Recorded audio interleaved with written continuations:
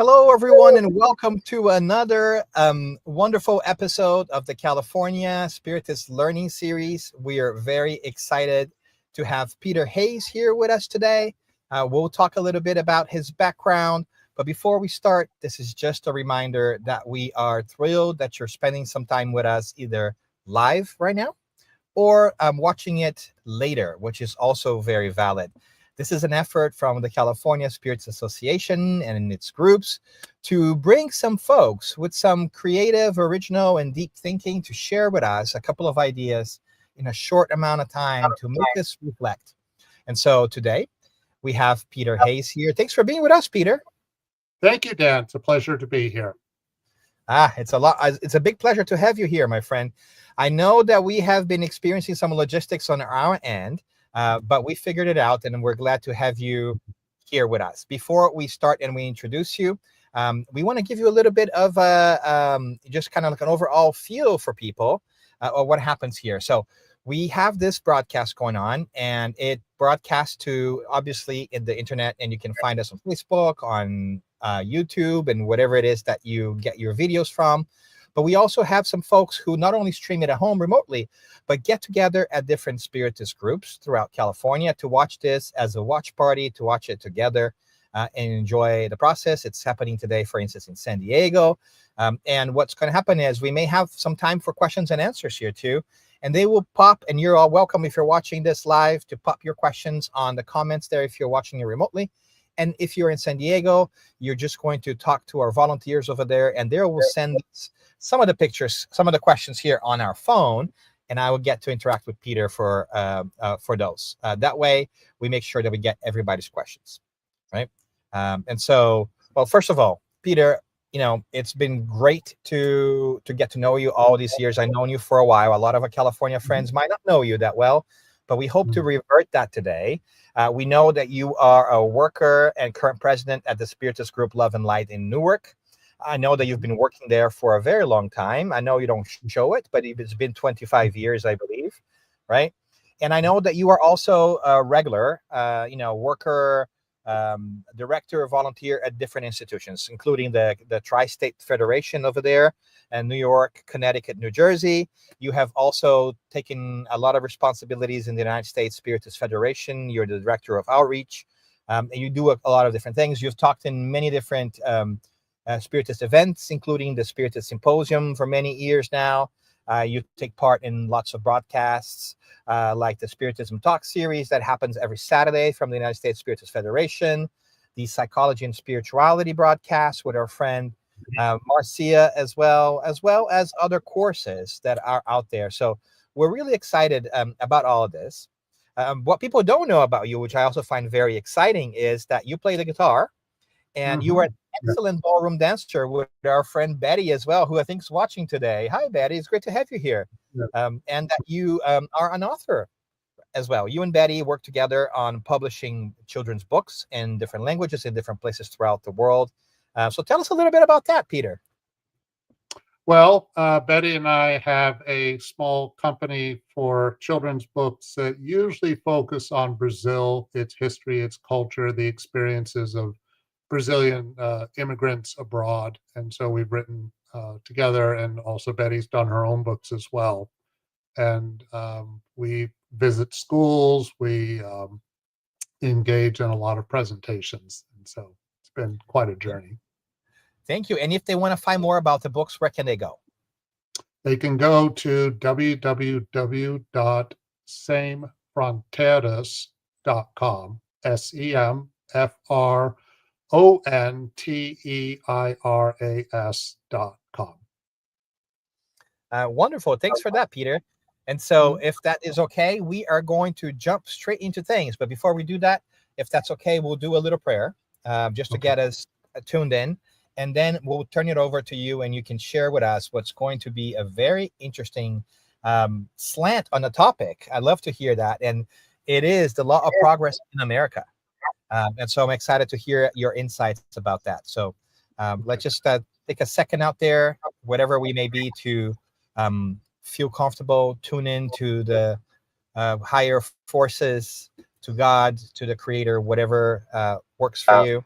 and just relish the moment of being able to take a couple of minutes out of our lives to reflect on some items that might prove really interesting for our overall spiritual growth. We are grateful for being here, for being together, for having a chance to take these minutes off our days and to connect with spirituality, the spiritual realms, and God, and open our hearts and minds to the words of Peter today so that we can take some practical knowledge to our daily lives. With that, we thank you, God, the Creator, the good spirits, and we pass it over to Peter. Peter, thanks for being with us. Okay, well, thank you. Thank you, everybody. It's a pleasure to be here to speak to the Spiritist Society of San Diego, which is actually the first time I've done this. So, a subject like the law of progress in America is potentially a huge subject, but I'm going to try to do this in approximately 30 minutes and try to make a few general points about what Spiritism has to say about the law of progress and some reflections on how that can be applicable to the United States of America. The law of progress is part 3 of the Spirit's book, question 776 to question 802. And the first question is really about the foundation of progress itself.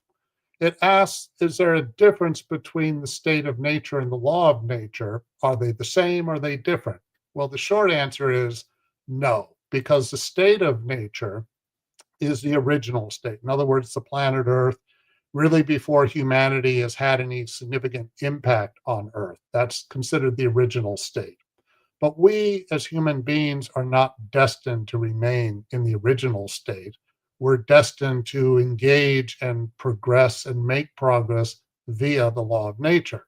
And that requires civilization. And civilizations in general, which are fairly recent in humanity's overall history, are completely different and incompatible with the state of nature. So we need to have civilizations. But let's take a moment and look at a non-spiritist explanation of what is a civilization. Notice in this definition, if you can see it, that an advanced state of intellectual development is essential. We're expected to use our intelligence, to have intellect develop. We need both cultural identity because it helps us to look at ourselves, ask questions about who we are, explore our identity, and we need material development. Sometimes we may think of the material as a 4-letter word or something to be shunned or bad, but that's not true at all. One thing I'm going to emphasize a lot is that the material is a tool and it plays an important role in the development of civilization. A civilization also needs to have arts, for instance, because again, the arts inform us about who we are. The great painter Pablo Picasso once said that art is the lie that tells the truth. And therefore, it's a form of exploring our identity. Sciences, of course, need to flourish. The current standard of living that we all enjoy is attributed to science. In order to have a civilization that is established, we need to have record keeping. Originally, human beings were nomadic, wandered around, didn't really leave a lot of archaeological evidence behind. Nowadays, of course, we have tons and a plethora of evidence.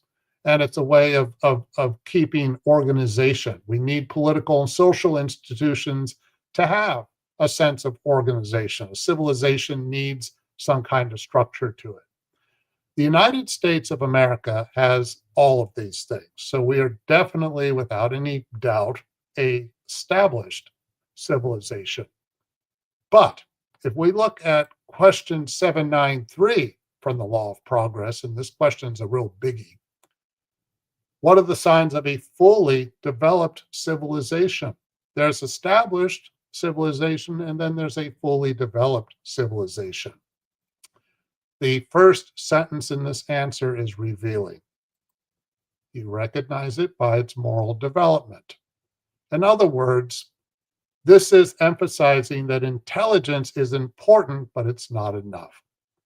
The law of progress in general emphasizes that we need to have intellectual development and moral development. But frequently, the two are not aligned with each other. We certainly live in an era now in which our intellectual development is charged way, way ahead. That doesn't mean we haven't made any moral progress. Far from it. We've actually made significant moral progress, but we do have a long ways to go.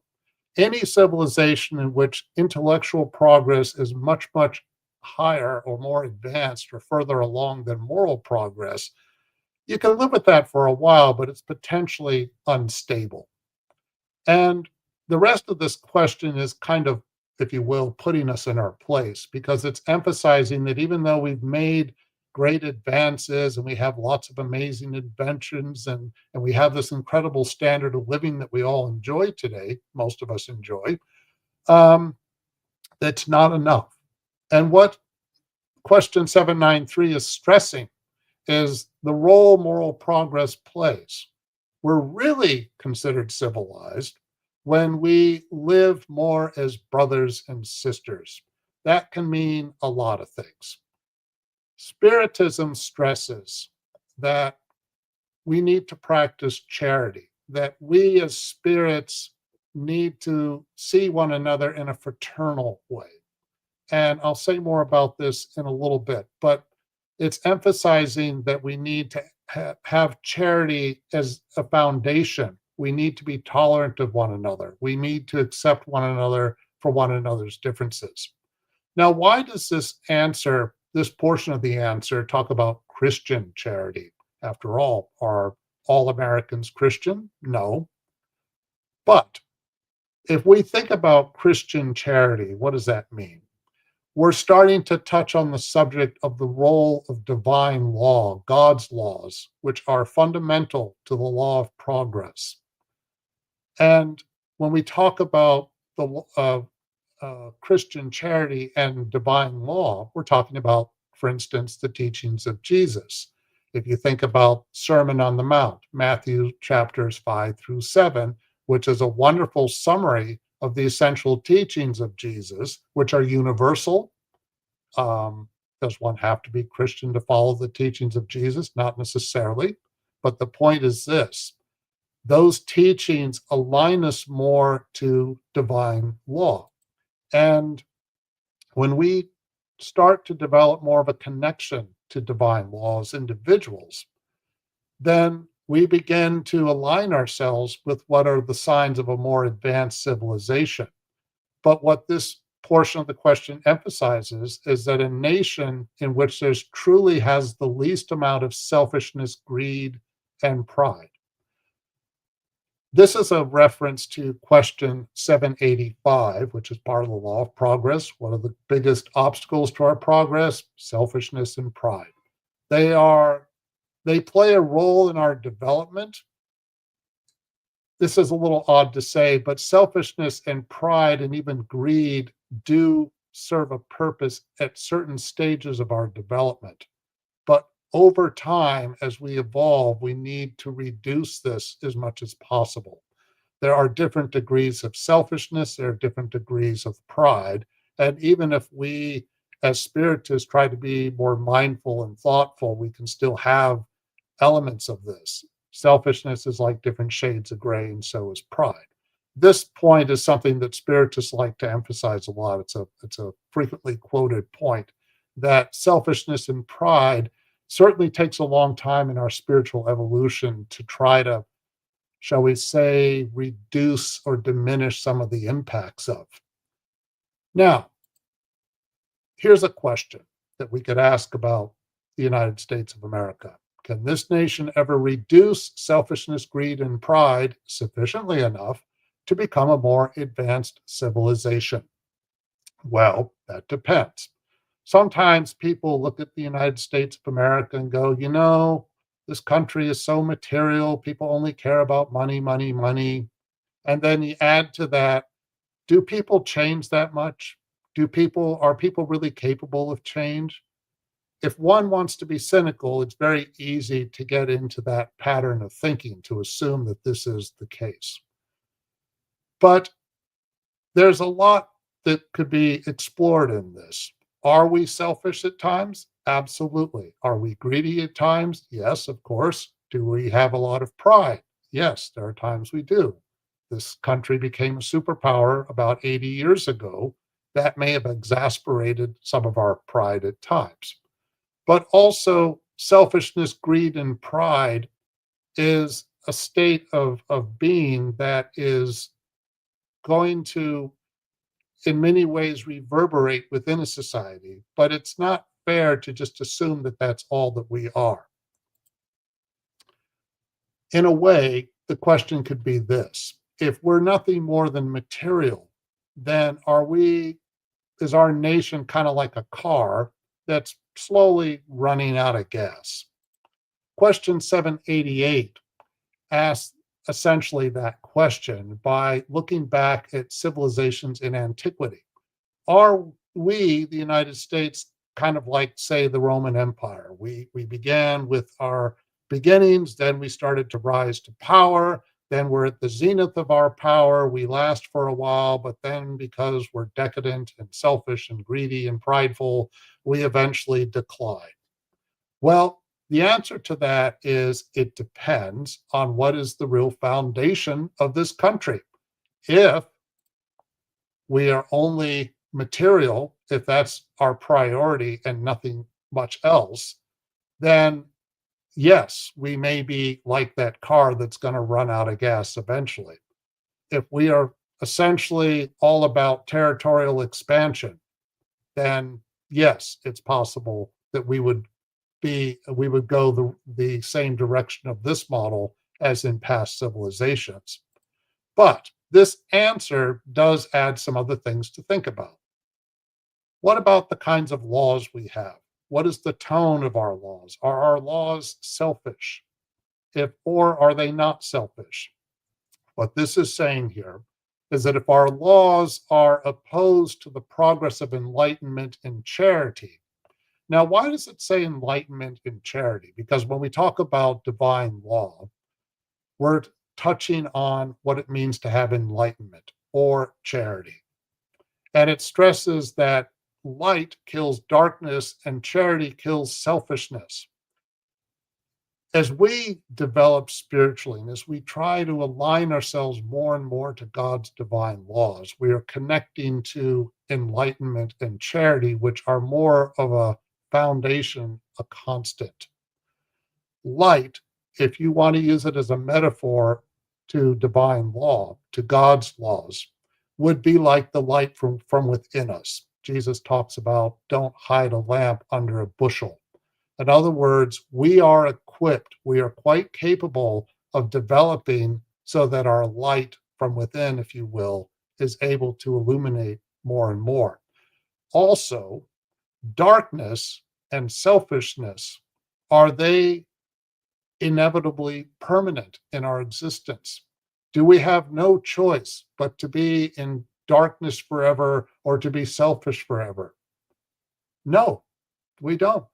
Darkness is a choice. Selfishness is a choice. It's difficult to overcome our darkness and our selfishness, and we're not going to do it overnight. But these are qualities within us that we're quite capable of diminishing as we progress spiritually.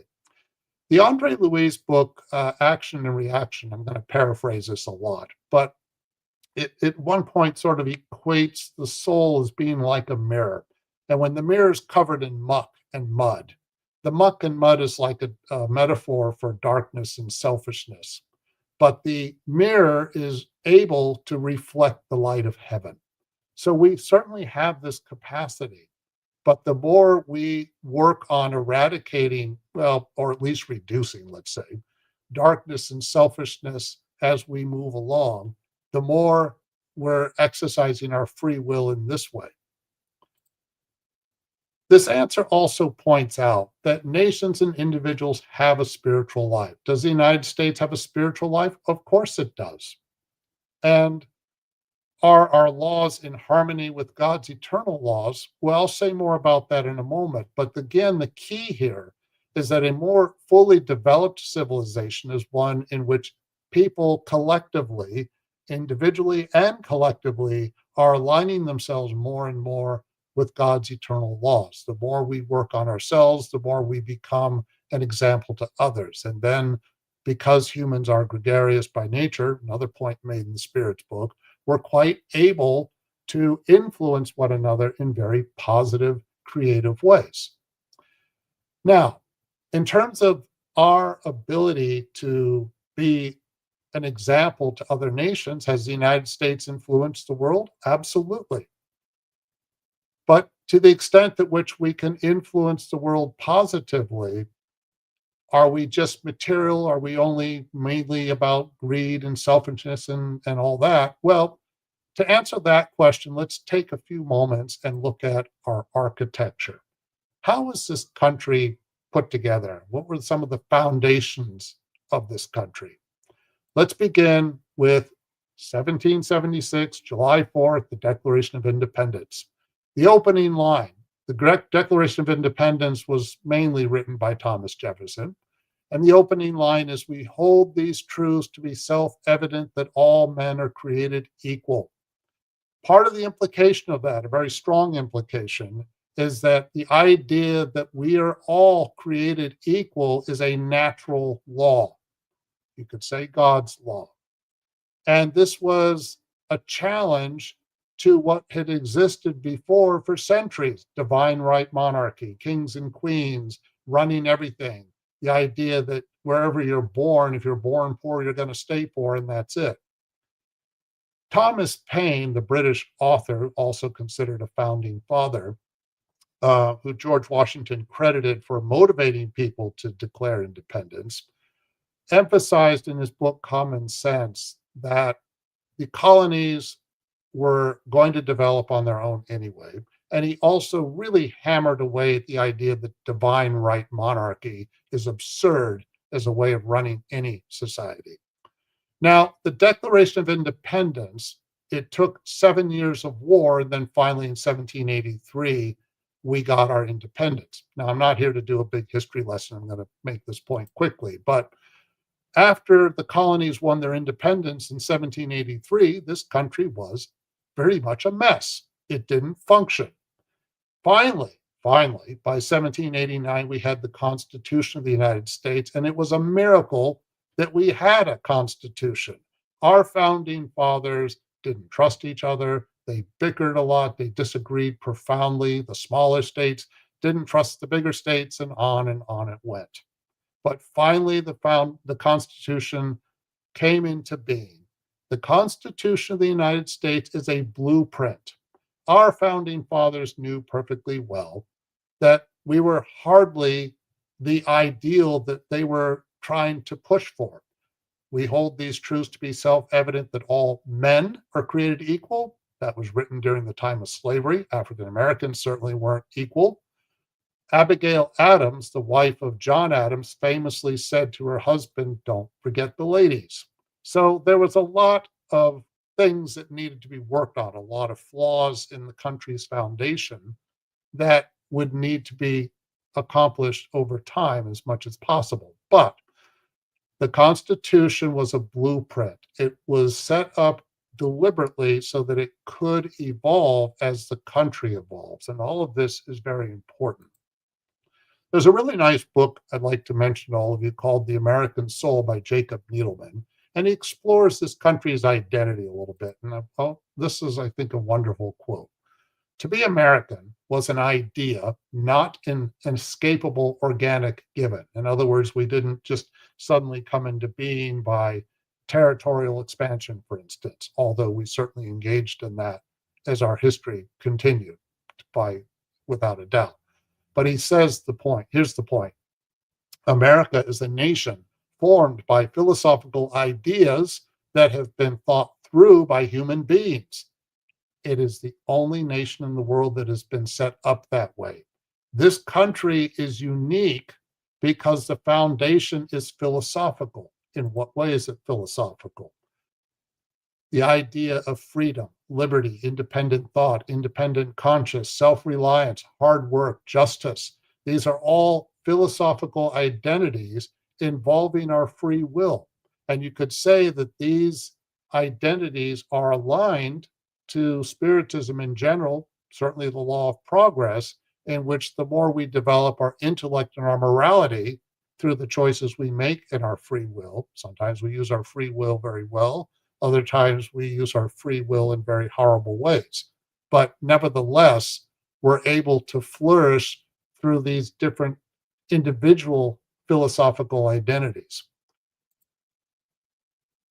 Now, Jacob Needleman also points out that that's the strength of this country, and in some ways, it's also the weakness. I mean, part of everything I just mentioned in terms of philosophical identity means what? We're a democracy. Democracy can be very frustrating at times, very inefficient at times, can be very arduous at times. Joseph Biden, a good 35 years ago, when he was still a senator, said something I'll never forget. Democracy is a rotten form of government, but nobody's come up with anything better. And George Bush the second, George Bush Jr., he said this as a joke, pretty much, but he said, this nation would run better if it were a dictatorship, providing I'm the dictator. You can understand why presidents feel that temptation to want to have more power to just push through certain changes. But democracy is, of course, at times a very messy business. It's also a forward looking process. But Jacob Needleman here also emphasizes that to love America is not to love our roots. I mean, we can be, certainly spend time on our identity, but the key is this: it's to love the flower that has not yet blossomed, the fruit that is not yet fully ripened. In other words, to love this country is to really embrace the future, which is a core essential value in Christianity as well as Spiritism. Now, to embrace the future can mean a lot of things. Part of it can be connected to the concept of the American dream. James Truslow Adams, who wrote a book called The Epic America in 1930, he may or may not have coined the term the American dream, but he certainly made it popular because this was a popular book in its day. But what was James Truslow Adams talking about when he refers to the American dream? Is it merely a Horatio Alger rags to riches kind of story? No, it's not merely about material success. It can be material success, being better off you were economically than you were before, but that's not really the whole story of the American dream. James Truslow Adams stresses that the American dream is that dream of a land in which life should be better and richer and fuller for everyone, with opportunity for each according to ability or achievement. In other words, the American dream is about self-fulfillment, self-actualization. It's an environment in which all of us are, if we're able to, can realize our fullest potentials as much as possible, which means several things. It means we need to learn how to navigate our free will, but there's also a strong emphasis here on motivating ourselves and personal responsibility. Because in order for the American dream to really flourish, we need to take things like citizenship very seriously. James Truslow Adams makes another important point. He didn't trust politicians or business leaders to solve all of our problems too much, but he does also give us a big hint that all of us play a very important role in terms of our personal responsibility when it comes to democracy. Democracy can never be saved and is not worth saving unless it can save itself. I would like to suggest that what that means, it means a lot of things. I think we all have a duty to be informed. We all have a duty to vote. It doesn't mean we're going to agree on everything. That is hardly the point. James Truslow Adams, Jacob Needleman, and the American Soul of America, we're not suggesting that we all have to agree about everything. The law of progress does not suggest we all have to agree about everything. But it's important that we be engaged, even if it's just to the level of making an effort to look at what's going on and to be informed. So genuine liberty is not just an external pursuit through material success. It's not just about that at all. Rather, personal liberty is an inward journey towards spiritual enlightenment. Very much what Spiritism is advocating. This is a core point of Spiritism. We are here to evolve. Let's go back to question 793. I told you before it was kind of a biggie. So if we go back to what is the sign of a fully developed civilization, well, it's important to keep this in mind. We're a work in progress. We're not fully developed, hardly. A civilization has its degrees like everything else. So we're a civilization in transition. We've been in transition from the beginning. We'll continue to be in transition. Also, as we continue along our transitional journey, what habits are we going to develop? And to kind of repeat a previous point, if our habits are morally better and more intellectual than material, then we're starting to move towards the direction of a more fully developed civilization. Again, the intellectual and the moral are both important to our spiritual progress. By intellectual, I don't mean that we all have to now become a bunch of elitist Ivy League snobs. Rather, the intellectual progress is about using our creativity, our potential in whatever way that may manifest. But we also have to be mindful of the moral implications of our progress as we use our intellect to make that progress. And a country in which intelligence can develop freely is a country that is able to thrive. That is very much a part of this country's legacy. Doesn't always work that way ideally, but that's really one of the major foundations of this country. Also, and this is kind of a warning too, a nation's laws do not allow privileges. They must be the same for everybody. One of the changes in this country over the last 40 years has been, concentration of wealth, which has certainly happened. But it's not just about that. Are the laws that we live under truly fair or not? Also, it is important that a fully developed nation has the greatest amount of kindness, good faith, compassion, and generosity. Why? Because when a country has these qualities, then you can trust the environment that you live in. You feel like, this country or any country you may live in is fundamentally fair and just. Generally speaking, even though this country certainly has its flaws, I think a lot of people feel that fairness is an important quality that this country tries to perpetrate as an important quality. But also, a fully developed nation has to reduce prejudices of class and birth. Spiritism stresses the immortality of the soul.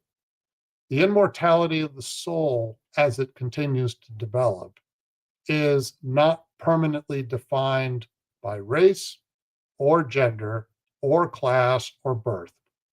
Everything we experience in the material world through our current identity is temporary. Therefore, when we internalize that as an understanding of our existence, it has very profound changes in our perspective and our worldview. Having true love for one's neighbor, again, if we see one another as brothers and sisters, we're looking beyond our current physical identity because it's temporary by nature. Now, going back to this question of, maybe the United States is just too material. Sometimes I've heard spiritists wonder, can we spread spiritism in the United States because, people here are very material and all that. Well, first of all, I don't think that's a fair statement to make because in many ways our country is also very spiritual, very diversely spiritual at that. But here's an important point. Ideas take time. With each new generation, part of the veil evaporates and Spiritism will dissolve it entirely. The law of progress stresses that Spiritism will destroy materialism. Well, what does that mean? It means, I think, that the material in our life is not a way to permanently identify ourselves. Rather, it's a tool, as I mentioned before. Money is a tool, it's not a source of evil. What we do with money, good or bad, we have a lot to learn through our interactions with money, for instance. That's mentioned in the Gospel according to Spiritism, among other sources. Now, the other point here, though, is that ideas take time. Ideas change gradually and depends on us individually as to how long we process and may accept an idea. It can take several generations. We had the civil rights movement 60 years ago, in my lifetime, I'll mention, and the ideas and the movements that led to the civil rights movement were well over a century before. It took a long time for that to occur. Same thing with, say, the rights of women.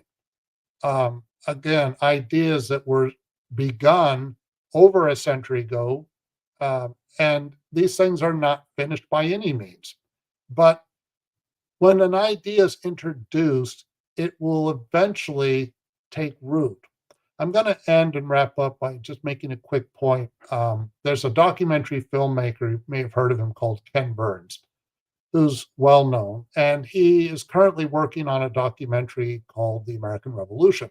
And he made that same point that even if you just say a certain idea, if it's an idea that's destined to take root, it will eventually. It may take longer than we want, but the real point is this. When we think about progress in America, we have to take the long-term perspective. I know people get impatient, they want to see things change by tomorrow, but change is evolutionary in its nature, most change. Sometimes we can speed progress up, other times it has to run its course.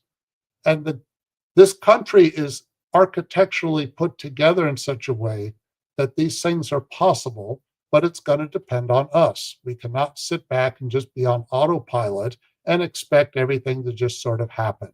We have to work on ourselves. We have to take personal responsibility, and we have to balance that with also having the long-term view, to be patient, to be centered, and to be optimistic. But being optimistic doesn't mean we're naive.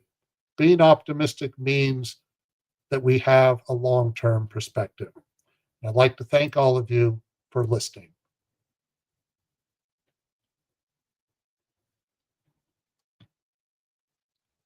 Thank you, Peter. Thank you for your wonderful journey through the soul of America and from a spiritual perspective. We really appreciate that.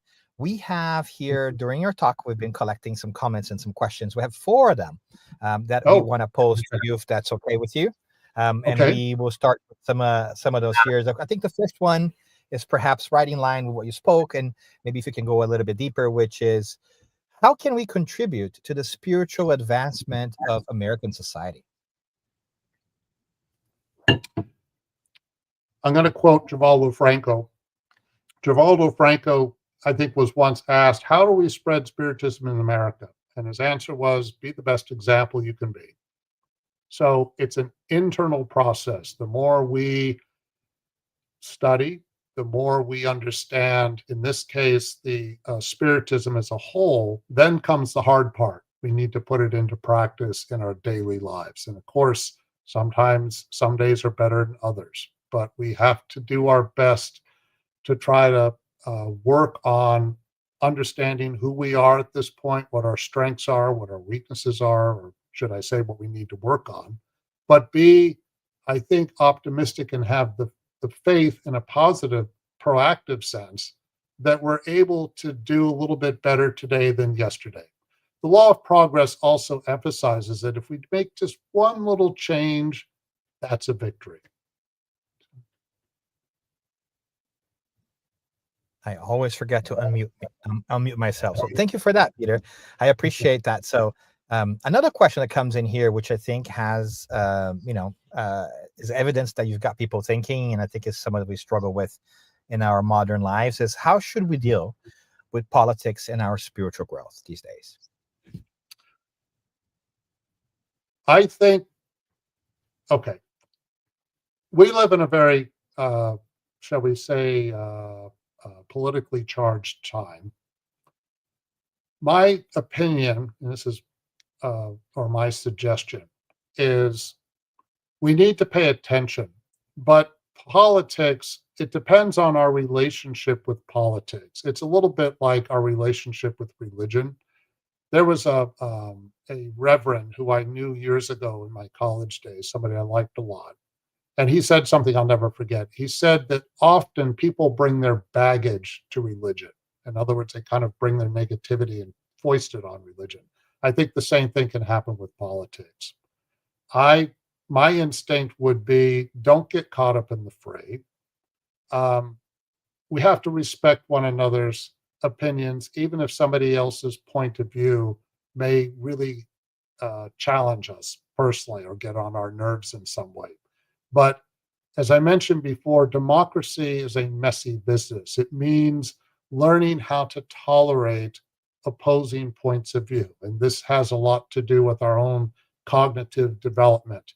Are we going to become less egocentric and more world centric in our perspective? World centric meaning you do learn to tolerate other points of view and not be so threatened by them.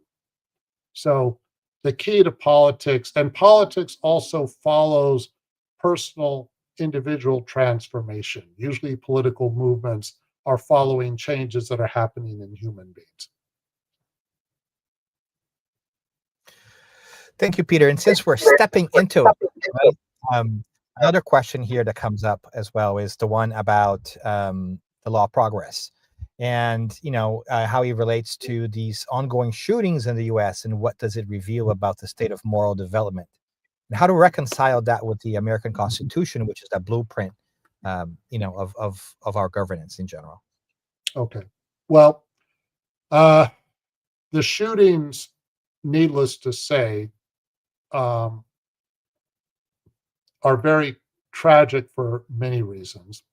But I think part of the message of shootings is somebody's in such despair that their message to the world is there is no future, nothing matters, there's no such thing as accountability, really. And Spiritism is all about accountability. And not only does the individual not matter, but the individual's angry and wants to get revenge and is going to take others out as much as possible. I think, obviously those who do that there's mental health issues, clearly. Um, but it's also a complete turning away from the spiritual in terms of embracing the law of progress as being a long-term process. To repeat, the law of progress is emphasizing that development is evolutionary in its nature and it happens slowly. If somebody kills themselves or kills others and then kills themselves, there's a level of despair there that again would seem to suggest that there's really no tomorrow. That might be the material to the extreme. The more we work on our individual selves, then the more we're able to get back to what I think is the real blueprint of this country. Because if we only define ourselves by our economic status or by the position we currently have in society, then it might be a recipe to become very discouraged and very depressed. But if we embrace our spiritual selves and understand that we're just one little moment in a much, much longer journey, then, as I mentioned before, that can change our perspective. And we can align ourselves more to, I think, what is really the blueprint or the ideal that this country can represent, which is that we have the capacity to be better off today than we were yesterday. Again, that doesn't mean our economic situation is necessarily going to get better. But when people live in despair, is it only because of their economic situation? Well, it can be, but it's often much more than that. Because depression, this is a big subject, but depression is a very debilitating illness, and one can feel like they're really stuck in a pit that they cannot get out of. And it's an individual process of trying to reach a point where we do understand that even if I don't feel very well right now, I can and do have the capacity to get better, and there is help available. And the important thing there, and I'll finish with this, is that we don't isolate ourselves. Again, social interaction, influencing one another is absolutely fundamental for a nation like this or any nation on the planet to really flourish and develop positively. Thank you, Peter. And I know that our time is coming to an end, but I do have one question here. It's more of a clarification. Somebody's asking about something you said. That Okay. you said that art is the lie that tells the truth. Can you Okay. elaborate a little bit on that? All right. I think what Picasso was getting at is if you look at a work of art, it may be an illusion. A play on stage or a film is technically an illusion, but it's metaphorical. So a story, any story that's well written, is revealing themes and things to think about. But stories by nature are not an exact replication of life, because a well constructed story by its nature is artificial. And if you get into all the mechanics of what can make a good story or a not so good story, it's, yeah, technically speaking, it's artificial, but that's okay because it makes us reflect on matters that can be quite truthful. So a well written story can really resonate with us in terms of revealing truths about ourselves, who we are, and so forth. Thank you, Peter. We really appreciate you being with us today, taking some time out there in New Jersey to connect across this continental country to almost to the opposite side of it, right? There could be very few distances that are greater than New Jersey to all the way to California. But thank you for being here. And maybe you can give us your final thoughts. And if that's not too much to impose on you, also, after you do that, briefly, maybe you can help us close things out with a little prayer. Sure. Well, first of all, a shout out to all of you Californians. My birthplace was the Bay Area, San Francisco Bay Area. So that's my old stomping ground. And uh, I do go back to California from time to time. Just one last thing I want to say, or perhaps repeat. It's important for all of us to embrace the optimistic view of life, which is that life will continue, the soul continues, that everything we do now is planting seeds for the future. And therefore, the choices we make do make a difference. We all collectively matter. And Spiritism is not about trying to go out and save the world. We can do a lot just by working on ourselves, perhaps helping our family members, and it may not go much further than that, but that in itself is progress that really matters. Okay, so let's wrap up with a prayer. If you're able to close your eyes, you can do so. I'll just take a moment. Thank you, dear God, for life. Thank you for all the opportunities that we have each and every day. May we do our best to deepen our awareness, to deepen our understanding. May we be able to develop and flourish in whatever way is best for each of us individually. May we do our best to cultivate fraternity and charity within ourselves, within our families, our friends, our communities, and perhaps beyond. May efforts to work on behalf of the good reverberate. Please help the United States of America and all countries to embrace the emotional ramifications of charity. And may this impulse be a universal impulse to bring us more in alignment with your plan, dear God. Thank you. Amen.